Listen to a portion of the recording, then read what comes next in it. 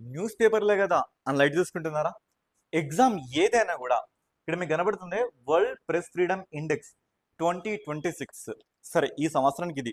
ప్రతి సంవత్సరం ఈ టాపిక్ మీద మీరు యూపీఎస్ నుంచి మొదలుకుంటే స్టేట్ పిఎస్సి వరకు ఏ ఎగ్జామ్ అయినా చూసుకోండి, ఒక క్వశ్చన్ 100% అడగడం జరుగుతుంది.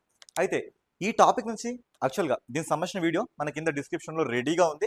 ఇక్కడ నేను చెప్పదలుచుకున్న పాయింట్స్ ఏంటంటే, అసలు వరల్డ్ ప్రెస్ ఫ్రీడమ్ ఇండెక్స్ని ఎవరు రిలీజ్ చేస్తారు, ఈ సంవత్సరం చూసుకుంటే భారతదేశం యొక్క సిచ్యువేషన్ ఏంటి, అండ్ ప్రపంచంలో ఎందుకని ఆ యూరోపియన్ నేషన్స్ నుంచి ప్రతిసారి టాప్ 10లో ఎప్పుడు మ్యాక్సిమం లిస్ట్ వాళ్ళు ఇవ్వడం జరుగుతుంది, 10వ సారి కాన్సిక్యూటివ్గా టాప్ 1 ప్లేస్లో నిలిచిన ఆ దేశం ఏంటి, అత్యంత వరస్ట్ ప్లేస్లో ప్రెస్ ఫ్రీడమ్ కనిపిస్తున్న ఆ దేశం ఏంటి, భారతదేశాన్ని మన చుట్టుపక్కల నైబర్హుడ్ దేశంతో అంటే నేపాలే కానీ, బంగ్లాదేశ్, భూటాన్, మాల్దీవ్స్, శ్రీలంక, పాకిస్తాన్ అన్ని దేశాలు చూసుకుంటే మన స్థానం ఎలా ఉంది, అండ్ అదే విధంగా ఈ వరల్డ్ ప్రెస్ ఫ్రీడమ్ కి సంబంధించిన గిల్మెరో కానో ఐజాకా అవార్డు ఏ సంస్థ ప్రదానం చేస్తుంది ఈ సంవత్సరం, ఆ అవార్డు లభించిన ఆ జర్నలిస్ట్ ఎవరు, ఇలాంటి అవార్డ్స్ ని ఏ సంవత్సరం నుంచి ఇవ్వడం జరుగుతుంది, అండ్ అదే విధంగా గడిచిన 20 సంవత్సరాల్లో ఈ సంవత్సరం అంటే ఈసారి చూసుకుంటే పత్రికల స్వేచ్ఛ అనేది అత్యంత డిఫికల్ట్ స్థాయికి ఇదంతా ఎలా వెళ్ళింది,